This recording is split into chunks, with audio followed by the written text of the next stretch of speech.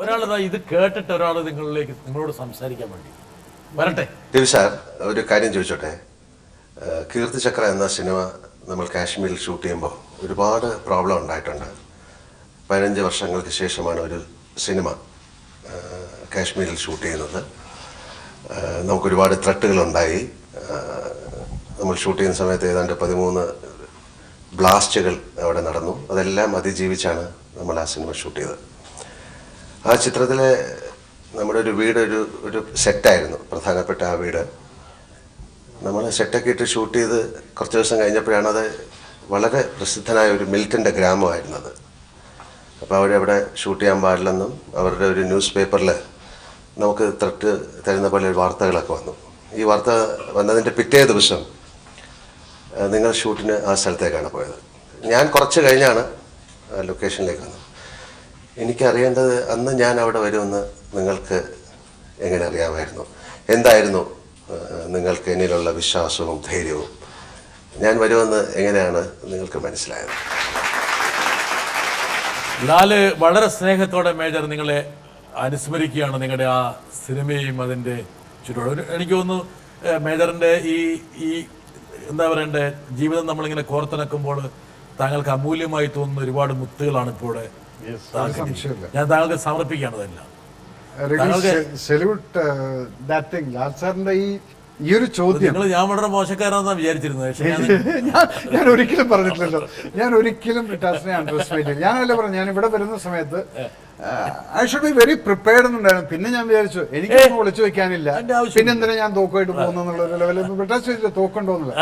ഞാൻ I respect you because you grill people, I watch your programmes also. പക്ഷെ what will I be preparing, because what are you going to ask എന്നുള്ള എനിക്കറിയില്ല. ഞാൻ ഇത്ര പാവാന്നുള്ള കാര്യം എനിക്കറിയാം. പക്ഷെ ലാൽ സാർ ഇപ്പൊ ഈ ചോദിച്ച ചോദ്യത്തിന്റെ ഉത്തരം ഞാൻ ഒറ്റ വാക്കിൽ പറഞ്ഞിട്ട് പിന്നെ ഞാൻ എക്സ്പ്ലെയിൻ ചെയ്യാം. എന്ത് ചങ്കൂറ്റമായിരുന്നു എന്നുള്ളത് എനിക്ക് അദ്ദേഹത്തിന്റെ ചങ്കൂറ്റം അറിയാമായിരുന്നു. അതുകൊണ്ടാണ് ഞാൻ ആ ഷൂട്ടിംഗ് അവിടെ പ്ലാൻ ചെയ്തത്. അന്ന് പറ്റിയത് എന്താണെന്ന് വെച്ചാൽ കാലത്ത് 6 മണിക്ക് എനിക്ക് ന്യൂസ് പേപ്പറും കൊണ്ടിട്ട് മിലിറ്ററി ഇന്റലിജൻസിന്റെ ആൾക്കാർ വന്നിട്ട് പറഞ്ഞു, സാർ അവിടെ ഷൂട്ടിങ്ങിന് പോകണ്ടാന്ന്, ഇതാണെന്നുള്ളത്. അപ്പം ന്യൂസിനകത്ത് അവർ എഴുതിയിരിക്കുന്നത് major Ravi is back in the valley with a shooting team, not with AK-47 but with camera.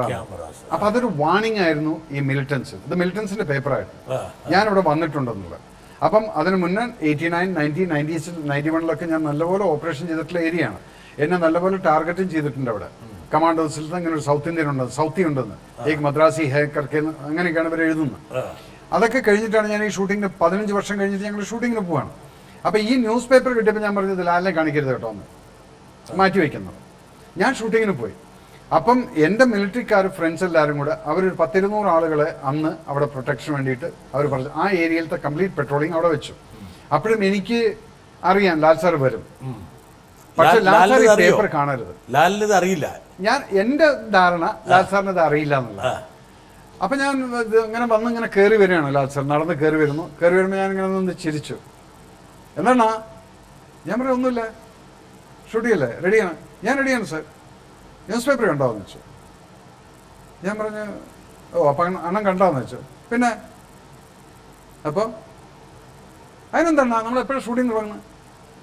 ഇത് പറഞ്ഞ ലാലിനെ എനിക്കറിയാം ഇത് പറയുമെന്നുള്ളത്. കാരണം ഈ പടം പ്ലാൻ ചെയ്ത സമയത്ത് അദ്ദേഹം എൻ്റെ അടുത്ത് പറഞ്ഞതാണ്, ഊട്ടിയിലും മൂന്നാറിലും വെച്ച് ഈ പടം പ്ലാൻ ചെയ്തത്, ഇത് കാശ്മീർ തന്നെ ഷൂട്ട് ചെയ്യാം. അപ്പം ഞാൻ അദ്ദേഹത്തെ ഓൾറെഡി പറഞ്ഞപ്പോൾ അദ്ദേഹം പറഞ്ഞതാണ്, അണ്ണനും പോവില്ല, നമ്മളെല്ലാവരും കൂടെ ഒരുമിച്ച് പോകും, നമ്മൾ ഷൂട്ട് ചെയ്തിട്ട് വരുന്നു. അപ്പം ഞാൻ അറിയുന്ന ലാലിന് എന്നോട് ചോദിച്ചല്ലോ എന്ത് ഗട്ട്സിലാണ് ഞാൻ വരുമെന്ന് വിചാരിച്ചെന്നുള്ളത്. ഞാൻ അറിയുന്ന ലാലിന് എന്നേക്കാൾ ഗട്ട്സ് ഉണ്ട്. അദ്ദേഹത്തെ സിനിമയിൽ കാണിക്കുന്ന ആ നടനായിട്ടല്ല ഞാൻ കണ്ടിരിക്കുന്നത്. അദ്ദേഹത്തിൻ്റെ ഉള്ളിലൊരു മിലിറ്ററിക്കാരനുണ്ട്, അദ്ദേഹത്തിൻ്റെ ഉള്ളിലൊരു കമാൻഡോ ഉണ്ട്.